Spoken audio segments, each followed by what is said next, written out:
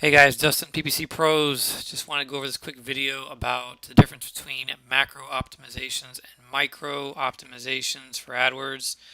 Please don't focus on the stupid microphone I got for my headset. Just a little bit easier to get the audio right using this instead of the built-in mic. And this is what I got. So I want to go over a couple things. When it comes to optimizing AdWords, there are really two levels of optimization that you could use. A lot of people talk about what I consider to be micro optimizations when they look at making a campaign work better. What can you do to change things up? How to get better performance out of things? And then there are macro optimizations as well, which I'm going to just define right now for you. So when you look at an account, any account, you want to really keep these two things in mind. So what I consider to be macro optimizations are pretty much your higher level optimizations. Those are the ones that basically you might want to look at from an account, like a whole account perspective, or maybe even a campaign perspective. But they also may be a longer period of time to get data. And so if we look at a list of a few of them here, we're talking about, I'm going to show you how to find all this. Things like your devices, being mobile, desktop, tablet. We have network, which is search partners or Google search. Your ad schedule, audiences if you're using them, locations depending on how big of a geo you cover, age, gender, household income, versus things like micro optimizations, which are, your keyword bids, right? Negative keywords, whether we're doing ad split tests, ad extensions, also keyword expansion. These are things that you're going to do to optimize that are more granular. So basically, they're at a smaller level of detail versus these, which are typically at a higher level of detail. If you're running a huge account, this may not be the case, but for the majority of people running an account that's spending less than, 100 grand a month, you're probably going to be in the bucket where these are at the account or campaign level. Very possibly, you might have some ad group level differences, but that's depending on how you set up your account. So what I want to do right now is just go over these, show you where they are in AdWords, show you kind of some of the differences, and mostly I'm going to be focusing on these higher level optimizations. These micro ones we really can't talk about in any detail. There's just too many nuances for them. But I think these are the ones that we could talk about in other videos. If anybody wants to do so, just request them. Um, it would just take too long, and I can't really go through client keyword data like I can with some of these higher level stuff. So I'm just going to do that right now. Let me just get this out of the way. And then at the end of the video as well, I'm going to show you a resource that you can get. It doesn't cost you anything, where you can see both higher level and even some of the more granular level um, data, so you can make these optimizations really quick, and it's really easy. And I guess when I show you how to do this in AdWords and you compare it to what this looks like, it's actually a lot easier to follow. So I'll tell you how to get your hands on that at the end of this. No cost, no headache, nothing like that. So let's start from the beginning. This is a pretty new campaign we launched for a client. It's a dentist here in my area. It's actually my dentist. Um, but what I wanted to do was bring your attention to, this is like the main campaign screen. And you can see right now there's a graph. I'm just going to remove that to make this a little easier. This section right here called segments. A lot of times I talk to my team and I talk to them about segments. It's not just what's in this drop down right here. It actually includes some of the other stuff in the list that we're going to look at as well in a different part of AdWords. But the first place I typically look at, especially when I do an audit or I'm taking over an account or when we're really digging into the data, is I want to see what the segments are for things like time. This is a big one to see how things trend over time. In this case, this count's pretty new, but if I add the time segment for the week, we can see how performance has improved or, gotten worse over a time period. And this is really important because as you optimize, if you're not looking at the last time you did an optimization in your optimization schedule and looking at the data since that time, then you could be using old data that's no longer relevant or accurate. So in this case, this account has barely any data. It's only been running for a few weeks. So I'm not really expecting to see much here. As you can tell, it's kind of like sparse. No real learning potential here, but just something to keep in mind for you as you look at your segments. So time is one. I actually didn't add it to the list of macro optimizations just because I think it's kind of a no-brainer, but maybe I should add that there. The other one is going to be device. This is one of the biggest ones. What you want to know is how well things convert. Now, there's two ways to look at this. I typically like to look at it in two different ways. One is at the campaign level, but I usually start off by just scrolling to the bottom after I added this segment, and I look at it at the account level, or if there's a bunch of campaigns we pause, maybe all enable campaigns level. So I got to keep looking at you and looking at the screen here, so that's why I'm like back and forth. But at the account level, you get a real picture as a whole account. When we have mobile, desktop, and tablet, which one typically does better? And then you'll see in a second when I look at just display versus search in this particular client's case, they don't always behave according to the pattern you see with the whole account. So you can see right here for our desktop, if I look at our computers, conversions, I'm paying about $20 per conversion. Conversion rate's about 17%. And then for mobile, I'm paying about 18 per conversion, or roughly the same amount, but my conversion rate's 4%, which is kind of cool because it just means we got the traffic that much cheaper. And then we see here for tablet, that one's kicking butt with cost per conversion of not even $4, with about the same, a little bit less of a conversion rate than desktop. So I look at this and it tells me, holy crap, tablet is kicking butt here. This is highly not normal for any AdWords account that we run. Tablet is usually a big poo-poo, big loss. So this is working out pretty well. And then what I want to do is just look at the campaigns, because our bid level, our bid adjustments for this kind of thing are set at the campaign level. And some campaigns behave differently with different devices, especially when I'm looking at, as you can see here, this is a search campaign and this is display. You will see, like if I look right here, mobile phones, I'm paying 30, right? Tablet, I've got almost no traffic.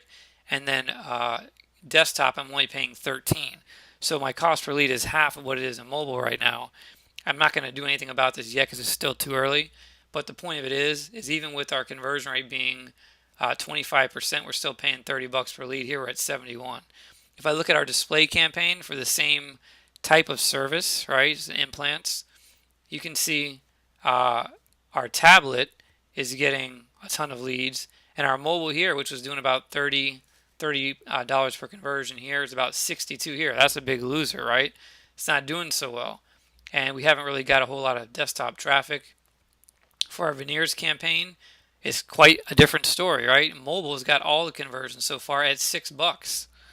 So I mean, you look at it up here, mobile was $29, and we only got one lead so far. We're desktop, we're at $13, and we got a handful of leads.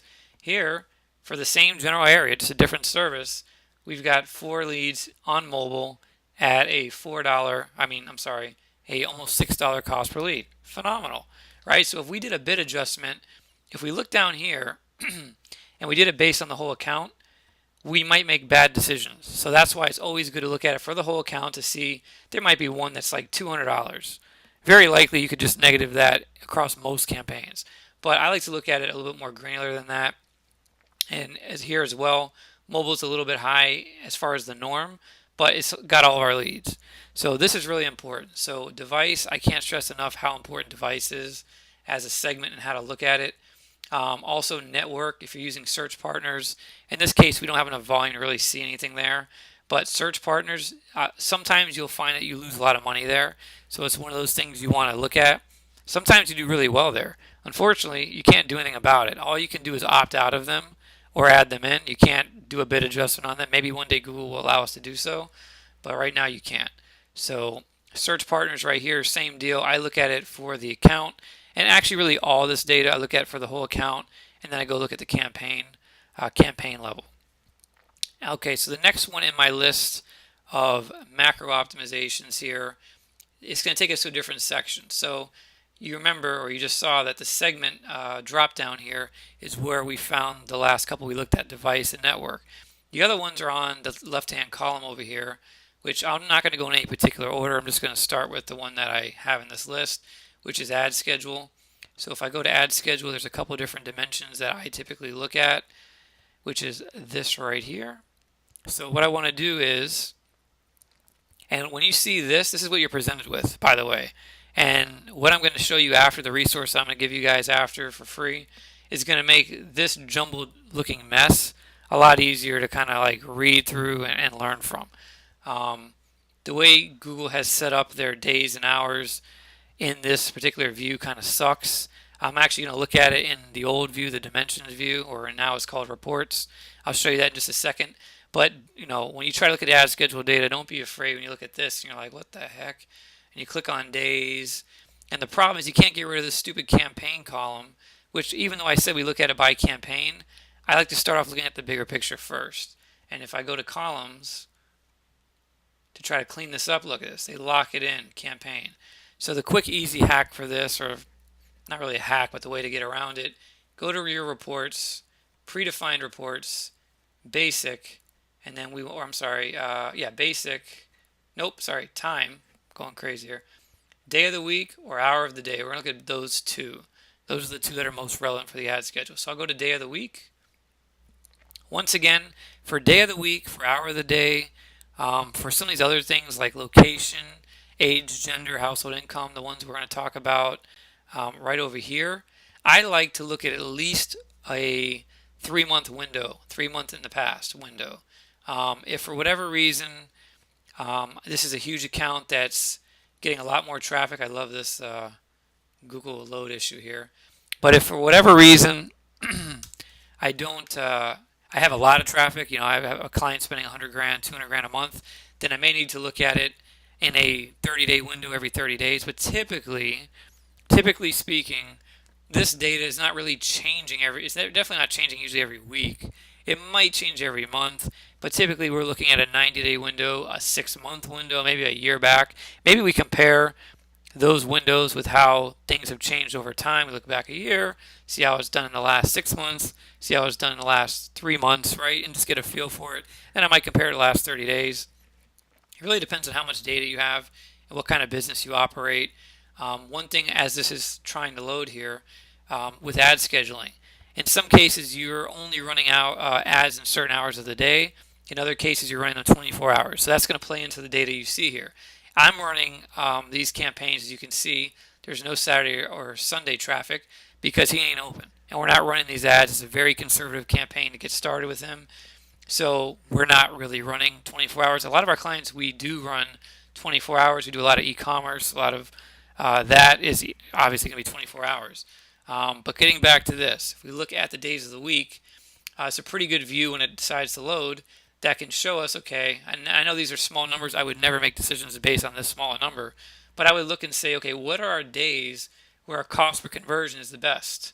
Like this day, obviously Tuesdays is great, $7 leads, and Thursday. Now here's the ironic part. Those 2 days of the week I know he's open late hours. He's open from, I think it was like 9 to 7, where other days he might be open till 4 or 5 or sometimes noon on Fridays. So it's very interesting to me that the days he's open later, our cost per lead is much lower. So that's pretty cool. I'm going to keep that in mind because I haven't looked at this yet because it's still too early. But very good learning. And what I'm looking for is how many conversions are we getting on these days and what is our cost per conversion. Of course, you can look at other things like clicks, impressions, but really when I'm looking at getting my client a return on their investment, which is either leads, revenue, cost per sale, that sort of thing, return on ad spend, I'm more looking at conversions and the conversion value. So here I can see this pretty easily, that we have good days and bad days. And I say that with quotes because it's still too early. Let's look at the other report real quick. And then basically what you would do is make your bid adjustments based on this information. So if my target cost per lead is $40, I'm at 50. Theoretically, I'd want to downbid this by 20% to get it into that range, theoretically. And that's assuming that there's not other optimizations going on. If I leave this report and I go to the day of the week report, hour of the day report, once again, I'm using an ad schedule. So this is not going to, you may not see data the same way where you have all these empty hours. But what you want to look for typically is hours where you're getting more leads and they're at a better cost, or even less leads at a better cost, like these hours, like 11 and 12. even with this small data set, and here's 2 o'clock. So let's just say, for our small data set, 11 to 2 is kind of our sweet spot. And granted, we haven't spent a lot of money anywhere else, but this is what you want to look for. You may want to either limit the hours that you're running to the better performing hours by cutting out the others, or down bidding, or increase the bid, right? So you're getting ads in those windows. So enough about this. Spend enough time here with Google. The other optimizations I want to look at, and this is really for people who have audiences. I highly recommend using audiences. Now, this could be your remarketing audiences, and what we've been testing as an observation is in-market audiences. So people who are in the market for something Google has defined. Now, there's the way of doing it where you only target those people.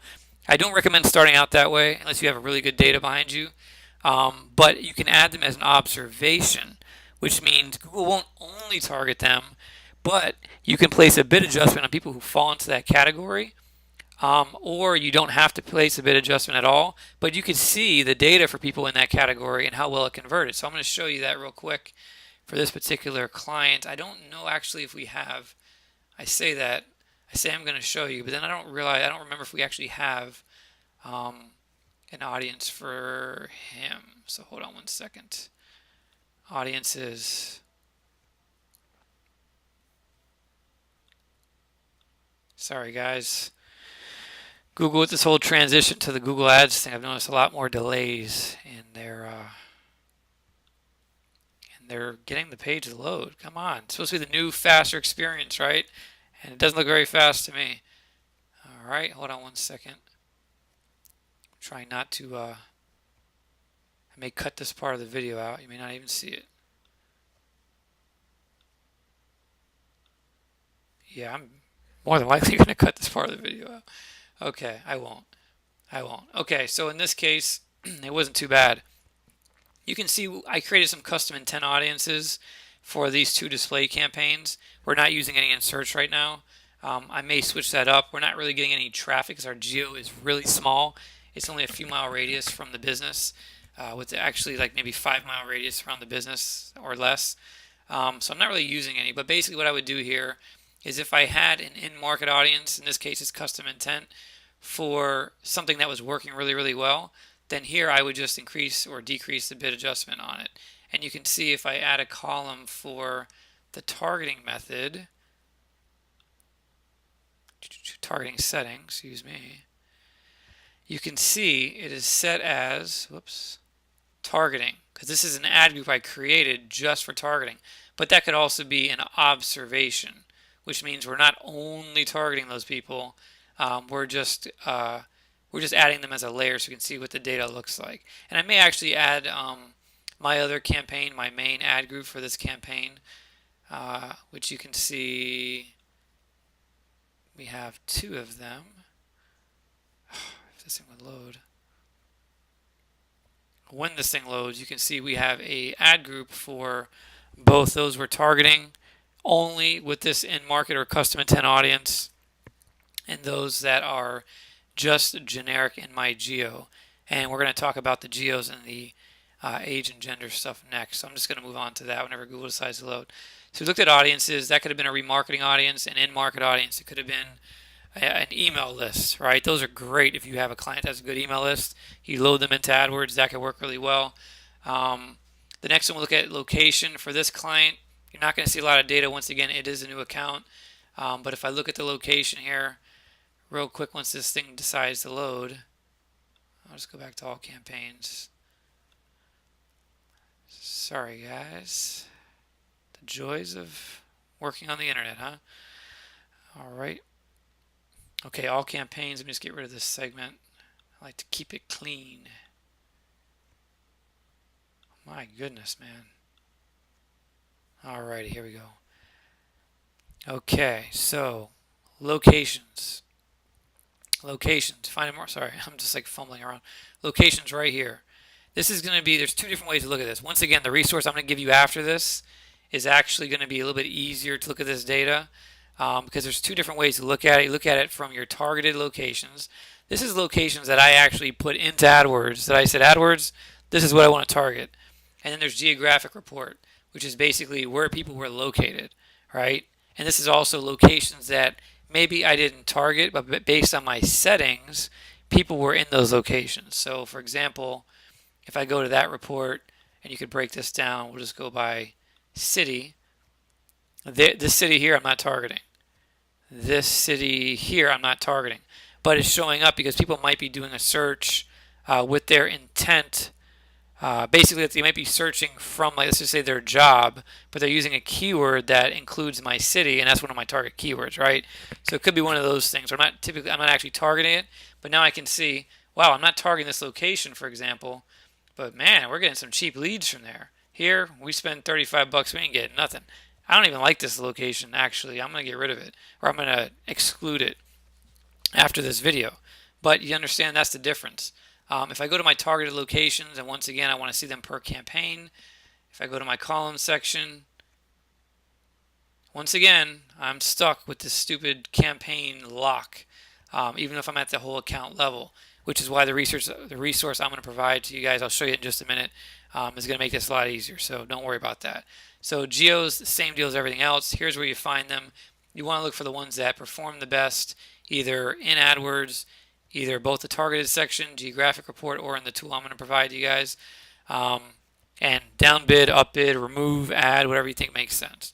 The other couple are the ones that people really don't talk about a lot. I don't know why. Is demographics. So demographics are pretty important in some campaigns and some accounts for some clients or some of your guys' businesses. You don't usually see a big disparity between them. I like to think that, first of all, when we start a campaign, like here, we've excluded certain things from the onset. Dental implants and veneers, not always, but typically are a little bit older audience. When I say older, I ain't talking about, your grandmother's age. No offense to any grandmothers. I'm talking about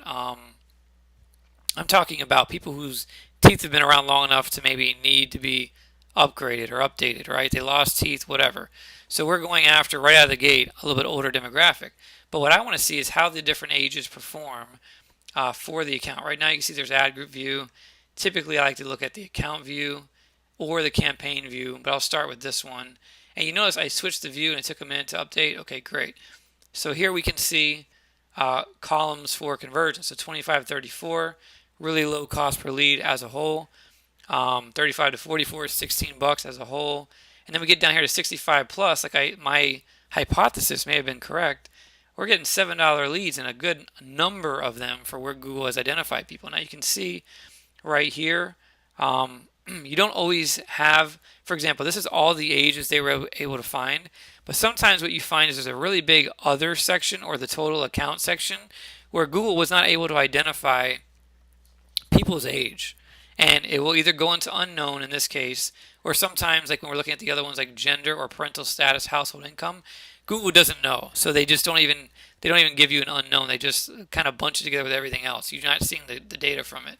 So here's an area where we can once again see the age. Gender is a very similar thing. Probably have to change the view. Nope. Okay, so this one works out well. You can see here we have genders. I have to change my columns to actually give us metrics we care about. Boom, boom, boom. Okay, and you can see our unknown, which we don't know who they are, as our highest cost per lead. Makes you want to, downbid that a bit probably. That's one. Parental status, this is one that I usually don't have a lot of data. If I go here, you can see at a 223 clicks, at 247 clicks in the account, they can only identify 223 clicks with parental data. So actually that's not bad. But then of course you look at, there's 78 of them that are unknown. So, but this is where I was saying the account may not reflect what's being shown here in this data. So parental status you can look at. If I added columns there, we may find that once again, parental status is not a parent. Cost per lead is twice what it is for unknown. Once again, we could add bid adjustments. It's too early in this account. Household income is another good one, especially if you run a high-end service or your client runs a high-end service. Like maybe we have clients that do like high-end marble and granite, and they're typically going after the top, 20% of income earners. They're not going after people that want the cheapest granite or marble for their counter, right? They want the top level stuff, designers, things like that, builders. So if you look at this particular, I'd call it a segment, but demographic, we can see that we're getting a lot more under the lower end groups as far as quantity of leads, and cost per lead is about on par. The unknown, once again, is the lowest cost, so we can make adjustments here. So getting back to the list, I've covered this a little bit more in depth than I wanted to, but the bottom line is these are the macro optimizations you should look at in your account, aka segments. And then micro, that's for another day, another time. But basically looking at keyword bids and negative keywords and doing that at a more granular level. Typically those are done at well, obviously keyword bids are at the keyword level. Negative keywords are at usually the account level. But that's what happens. Now, as far as making this easy for you, if jumping around the AdWords interface is too confusing, or if you just want a different way of doing this really, really quick, this is what you can do. Use a tool that I created for our team for no cost, which is our AdWords e-commerce troubleshooter. So I made this available for people. All you got to do is give us an email where to send the instructions to download it. But if I zoom in, it's a little bit easier to see this way. You can see I just scroll through the pages on this particular page, but there's all kinds of different reports: gender, age, a big dashboard that shows you all kinds of stuff, trends over time, geographic. I'm trying to say them as fast as I can read them, but there's all kinds of stuff. And the cool thing about this is I put color codes, which you can see both in the form of bar graphs and also in the tables. And what those color codes do is they help pertinent information. Typically, where either cost is high or conversions are low, that sort of thing, or cost per conversion is high. So it jumps out at you. So you're not having to try to figure out where you need to look at something, right? It's based on the average of the data you're looking at. This can be for different date ranges, different whatever. You can edit it, you can keep it, you can brand it to your own company, do whatever the heck you want. You can use it for, I wouldn't really give it to a client for reporting because it'll probably open up a lot of questions if you're an agency. But if you are the client, hey, this is a great way to get a bunch of data that your agency is probably not even looking at, probably not even reporting on. So you can see a whole bunch of top level stuff. If you go ahead and download it on this page, I'll put a link in the description of this video, and I'll probably put a little call to action thingy too. You just click on this link, and in the instructions on when I send it to you in email, you'll be, and I'll also redirect you there. You'll be able to see like a walkthrough video that explains what it is, explains how to set it up. This thing takes like 4 minutes to set up, as long as you're logged in your Google account. It's really simple, and then how to read it and what things mean. Obviously, if you have any questions or any feedback, feel free to just like comment here, or even the email that I sent to you with the instructions, you can reply to that. Please don't try calling me at our website because I don't answer the phone for just, most of the time I can't get to every call because I'm busy. I got clients to work on or videos like this to create. So email is always best. Hit us up on YouTube if you want to just like comment on a video, reach out that way. We're on Facebook. Not doing much with Instagram. Not doing anything with Snapchat. I'm just maybe too old for that, I guess. I don't know. But email is best probably, so do that. And hopefully this resource will help you. I've gotten some really good feedback on it from people, and I just make it available to see if it helps you guys, and maybe it's something that you enjoy. Now this, just real quick before we go, this one is for e-commerce. I do have one that's for lead generation, but it's not quite as built out right now. So if that's something that you want, comment under this video, and what I'll do is I'll probably just add the link below the description. So by the time you're watching this, you might actually see 2 links below the description of this video, one for e-commerce and one for the lead generation troubleshooter. Okay, so hope that helps you guys. Take care, and thanks for spending this much longer time than I expected watching this video. Thanks.